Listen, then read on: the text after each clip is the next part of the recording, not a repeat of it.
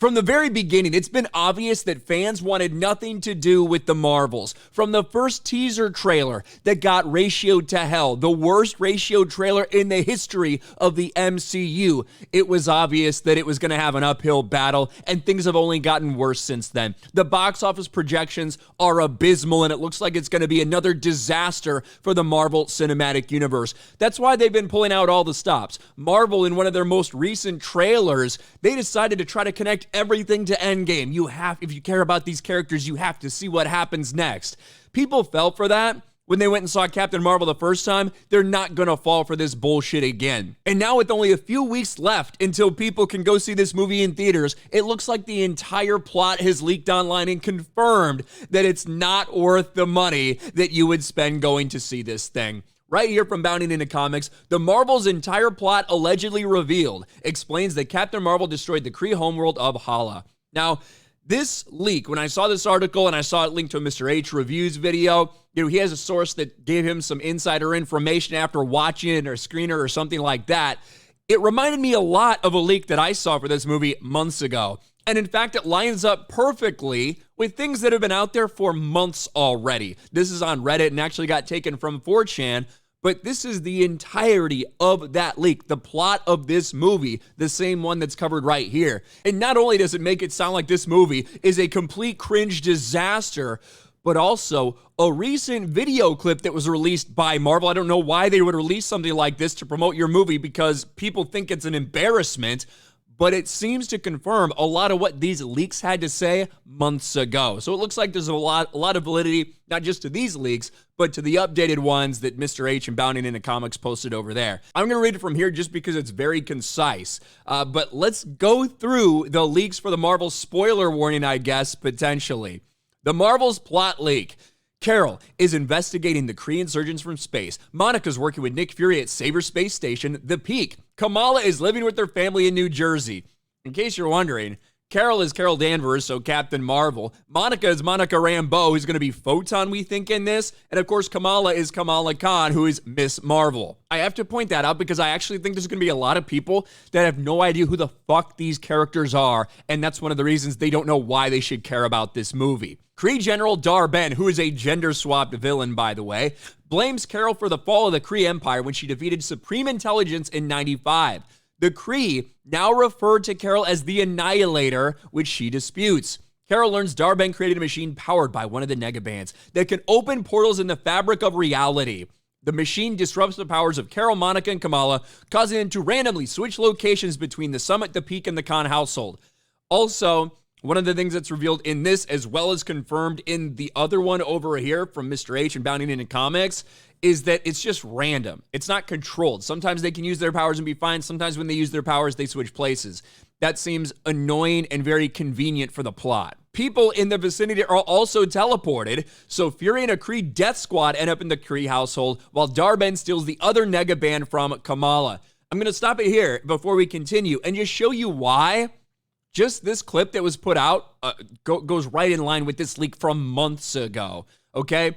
This was put out, this little fight scene, which we're going to laugh at it, how stupid it is.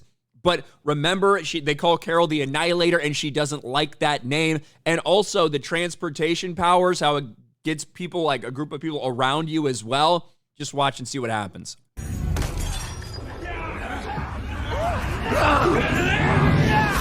Annihilator. I don't like that name. Annihilator. I don't like that name. And no, this is what you're about to see is not a parody. This is real. This is real combat that they decided to showcase from this movie.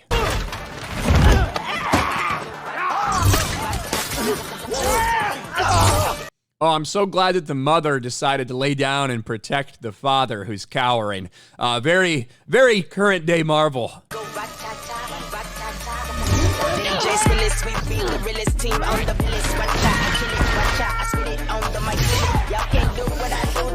There's the switch right there.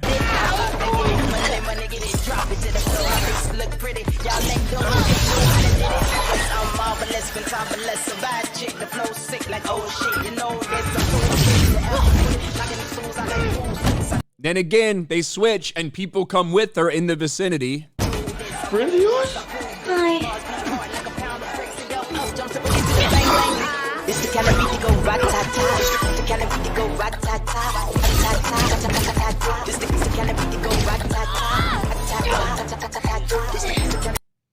This is all what they decided to put out to showcase some of the best parts of their movie.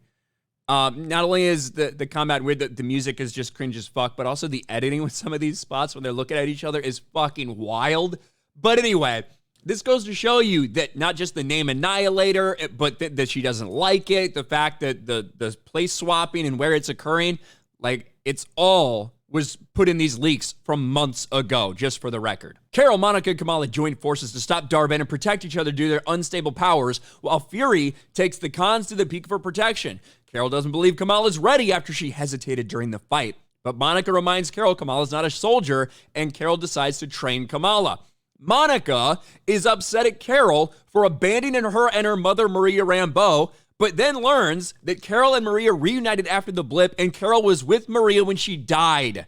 Could have been something to hang around and maybe tell the person that returned from the blip. I guess not. I guess just you look like an idiot because of that. The Marvels find out Dar-Ben plans to use the machine to create portals and steal other planets' natural resources to rebuild the Kree homeworld of Hala. Dar-Ben has already destroyed 2 planets for its atmosphere and is now targeting the planet Aladna, where people communicate through song for its water. Carol is embarrassed to go there because she accidentally married Prince Yan during a previous visit and is technically the princess. Now, we've seen Prince Yan. I don't know if these any pictures here. We've seen Prince Yan in some of the promotional material for the Marvels. We'd heard that it's going to be a platonic relationship and they're just going to be married for show. That kind of goes off a storyline from the comics, so I guess that kind of makes sense. But it's not surprising they would want a platonic marriage. A platonic marriage in the Marvels. The people of Aladna worship Carol. She's forced to sing to alert them about Dar-Ben's impending invasion. Prince Yan creates new suits for the Marvels, and Monica learns how to synchronize their powers so they fight. The Marvels save the planet, and Carol realizes Dar-Ben's destroying planets that Carol cares about as revenge, and the next target is Earth. Dar-Ben attacks severely, damages the peak. Fury orders an evacuation, learns there's not enough escape pods.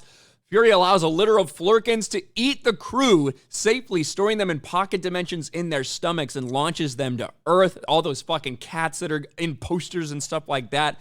The cringe promotion for this movie, I do not think is helping. The Marvels rescue Fury, repeal the Kree Armada, then pursue Dar-Ben back to Hala, where the Kree are celebrating the rebirth of their world.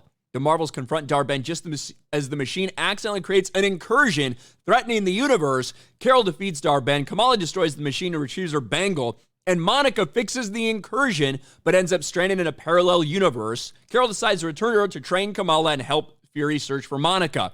And then comes all these mid-credits, post-credit scenes we've been hearing about. Now, we did hear that recently, in addition to the mid-credit scene where Monica Rambeau goes to another galaxy and sees her mom, who's dead in her galaxy, but not in this universe, Beast is also going to be there. We covered those leaks a while ago. That would not have been out there 2 months ago, but that's what the story is now.